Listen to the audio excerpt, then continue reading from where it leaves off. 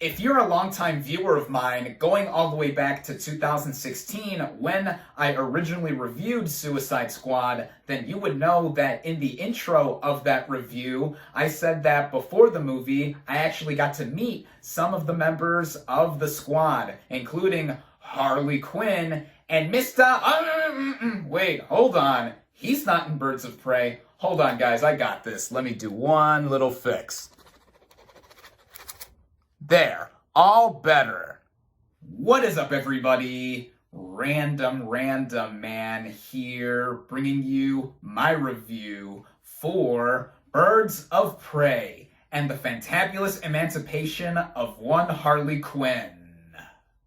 Based on the DC Comics team of the same name, acting as the 8th installment to the DCEU, and both a follow-up and spin-off to Suicide Squad, the plot of this superhero film basically follows our title, one Harley Quinn, played by Margot Robbie, who joins forces with Huntress, played by Mary Elizabeth Winstead, Black Canary, played by Jurnee Smollett-Bell, and Renee Montoya, played by Rosie Perez, to save Cassandra Cain, played by Ella J. Basco, from Gotham City crime lord Black Mask, played by Ewan McGregor.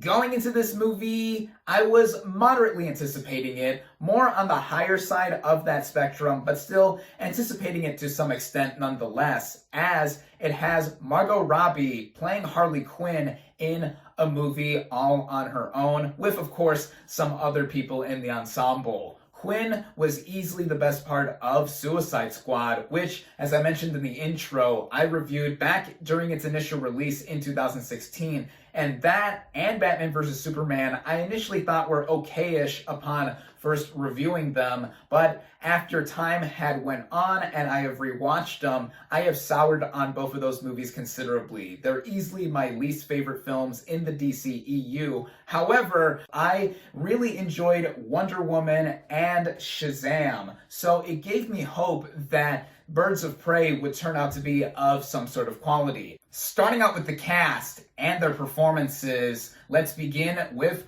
our title, one Harley Quinn, played by Margot Robbie. Now again, I thought she was easily the best part of Suicide Squad, and she's really made this role her own. When Robbie was initially cast as this character for Suicide Squad, I could not think of a more perfect actress to play her, and she really delivers in spades with her being at the forefront of Birds of Prey. She's also a producer on the film, and it's clear not just because of the heavy prominence of Quinn throughout, but she smartly used her as a connective device to bring a lot of the characters together, and her performance on her own, she is bat crazy insane, no pun intended given how this is a DCEU film. But with that, I think her really bonkers personality and her being a terrible person is something that is identifiable to an extent, but more so with me looking at her deliver on the action front and her just really chewing up the scenery to the best extent possible. Then we have other title members of the Birds of Prey, such as Huntress, played by Mary Elizabeth Winstead. Now, despite being the second topmost billed person of the cast, at least while I was watching the end credits, I noticed that she has the least to do among our title Birds of Prey. That isn't to say that she wasn't cool. I liked her backstory, the action, including what she does with her crossbow, everything like that. I thought that was neat to see, and I always love seeing Mary Elizabeth Winstead in just about anything she does. Then there's also Black Canary, played by Jurnee Smollett-Bell, and she had a lot to do here, especially in connection with our film's main villain, Black Mask. And I thought her choreography and physicality, and also the personality that she brought with her character as a singer and having a huge voice, it's something that I was really latching on to. Same thing with Rosie Perez as Renee Montoya. It's been a while since I've seen her do anything this major. Her character is a really heated, disgraced cop that reminded me a bit of another time she played a really heated cop in another action comedy, Pineapple Express, but in the best way possible too, as I was a bit surprised that she had among the most to do with our main characters here. And that's great because I love Rosie Perez. And just like with our other main female leads, she had lot of great presence within her character and just the way she acted all around. Yeah. Same thing goes for Ella J. Basco as Cassandra Cain. Fun fact, she's actually the niece to actor Dante Basco. That's actually pretty cool.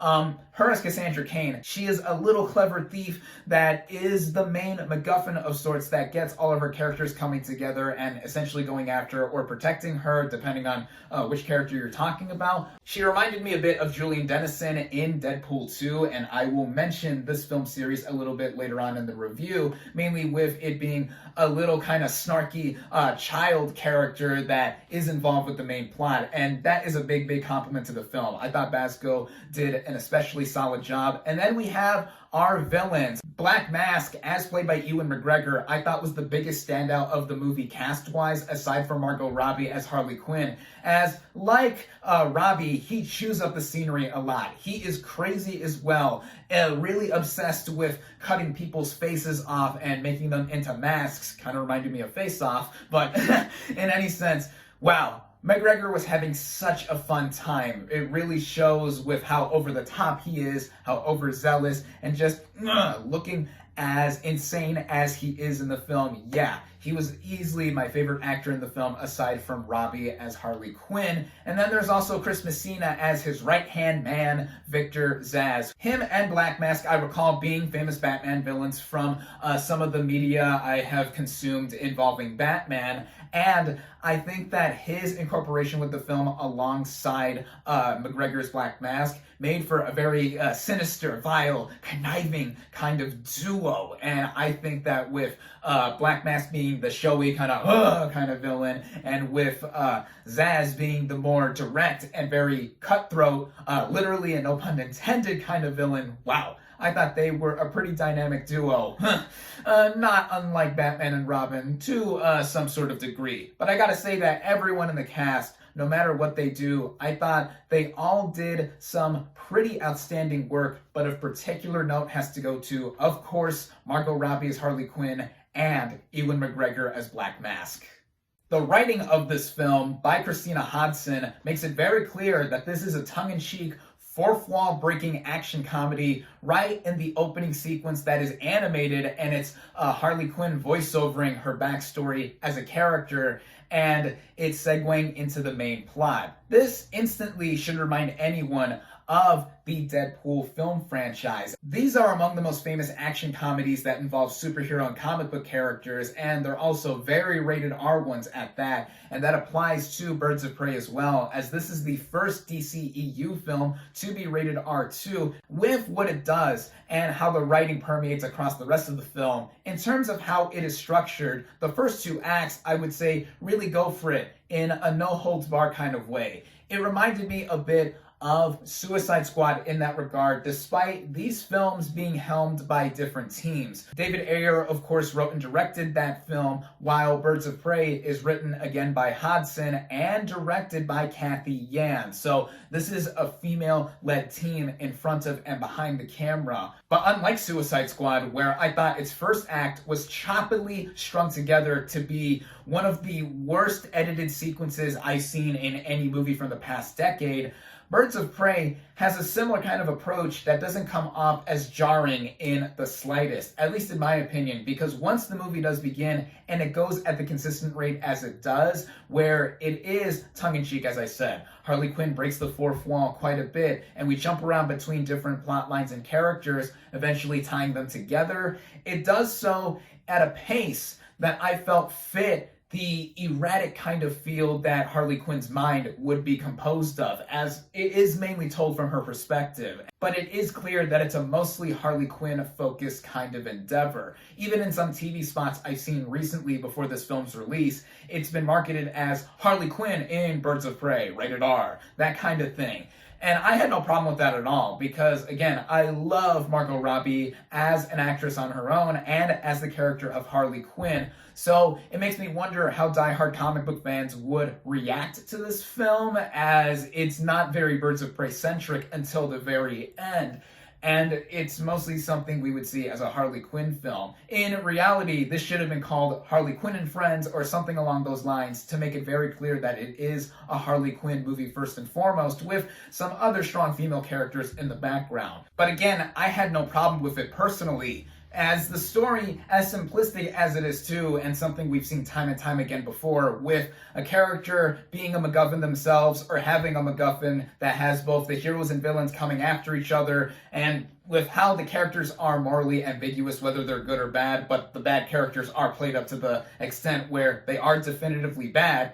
It's something that had a lot of energy brimming with it. And this also goes in the way with how Cathy Yan directs the movie and embraces all of that. And it's clear that with not just the female vision of having these kinds of characters really be empowered by what they're doing and have emancipation, as the title of this movie implies, it's something I was all for, and it got me into it for almost all the running time, really. And this goes in the way, too, of some of the bigger, flashier moments, like the action sequences. Now, this is something I was interested in seeing with how Chad Stahelski, who is known for helming the John Wick movies, was brought on as a second unit director to help out with some of the choreography and execution of the action. It was something I think that paid off especially. Now, some of the action does stylistically use the speed up, slow down kind of effect that Zack Snyder has used, not just in his DCEU movies, but also in the rest of his filmography. But I didn't think it was obnoxiously pulled off, because I felt it fit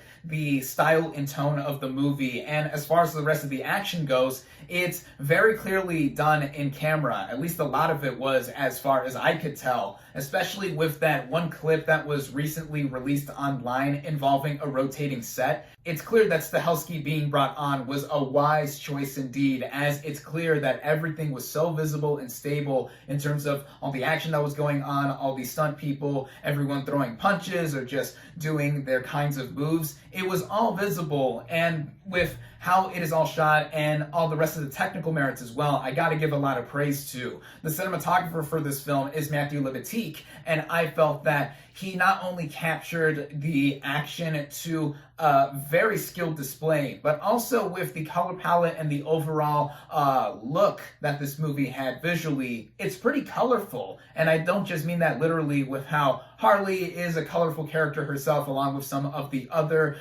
players here, but with how there are some neon effects. There is this one shot that I think a lot of people are going to really dig, with Harley having blue and pink smoke in the background and her emerging from it and her giving a big grin and a big smile. It's something that stuck out to me. I thought it was edited to a consistent rate, especially with how the action didn't feel as choppily done as, say, some other action movies I've seen recently, or even some stuff I've seen in the comic book / superhero genre. And in the way it is paced, this movie runs at about an hour and 49 minutes, if I recall correctly. That makes it easily the shortest DCEU movie to date. That could not have been a more fitting running time for the film, as I did not think it overstayed its welcome at all. Although I do have to mention how the movie runs in what I feel is the biggest issue of the movie, but I'll get to that in a sec. I thought it ran along at just about a brisk enough pace to where, I felt like I was in it throughout, and by the time it was over, I felt pretty satisfied. I also felt that the music, adding along to the technical merits, was really bumping. The soundtrack is really something that is a bop, no pun intended, given the initials of this movie's title, RBOP. But there's that as well. With how this movie is structured, it does sound like it is something messy, akin to a movie like Suicide Squad. And like I said, it did feel like Suicide Squad in one sense, to where it went for the kind of style and tone that movie did. But again, I felt it was executed a lot better, far better than that movie did, with the writing and the direction. But I gotta say that in the way this movie is structurally, it is scattered, and it goes with how the first two acts, as much as I enjoyed them highly, it clashed with how the final third act was executed. Now, that isn't to say that I took away a lot of bad from the third act. Not at all. I really enjoyed what was shown off there too. But when you put both of them together, and see what is done with the third act. Like I said, the movie is mostly a Harley Quinn movie and then a Birds of Prey movie later. That literally is what happens with the third act, that is when it does become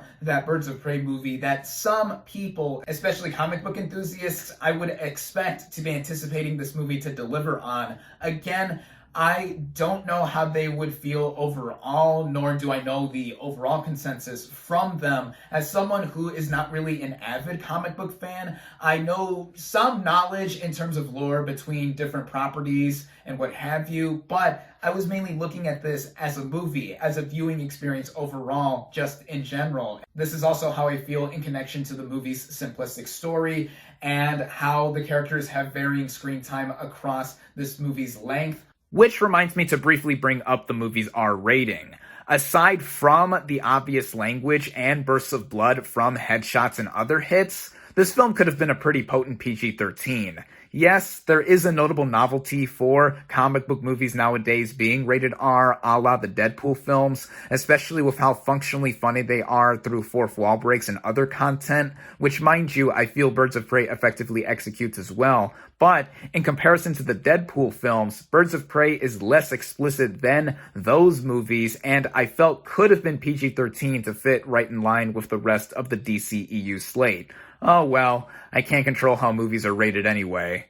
But all of that, I feel, is mediated by how this movie is, while giving a really corny way to describe it, is so fantabulously fun. It's something I felt mostly drawn to, and I got a lot of enjoyment out of, especially with seeing how it is in focusing a lot on Harley Quinn. But again, I don't know how diehard fans are going to feel about it overall. I do know the opinion of one diehard fan, as I saw it with my good longtime friend Lewis, who had just about the same thoughts as I did as we walked out of the movie after it finished, with our pros and cons just about aligning. And he is a bigger diehard comic book fan than I am. He knows a lot more about DC, Marvel, what have you, kind of lore.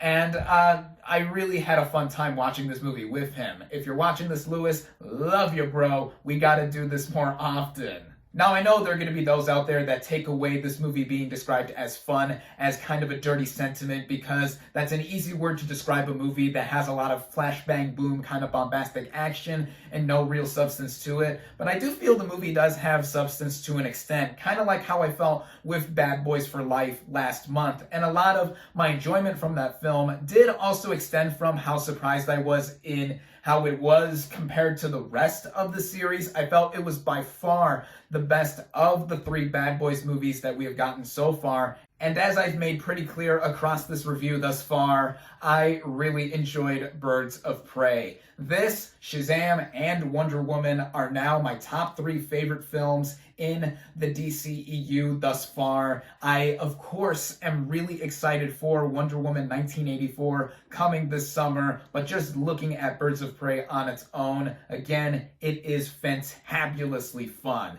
If you're a fan of the DCEU, no matter where you feel on any of the films thus far before this one, you'll get something out of it, in my opinion. It's certainly among the more focused features that we have gotten within this franchise, and I feel that there is a lot of appeal here, even to non-comic book fans, for anyone looking for a really enjoyable action comedy. I definitely recommend Birds of Prey. My final verdict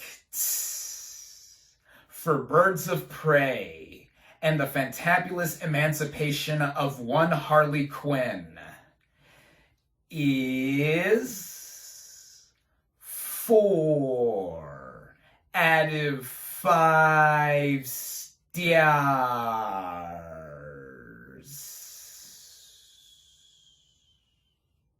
Thank you all, as always, for watching. Be sure to like this video, comment on what you thought of Birds of Prey, social media links in the description, subscribe to my channel for more, and I'll catch you on the next movie review.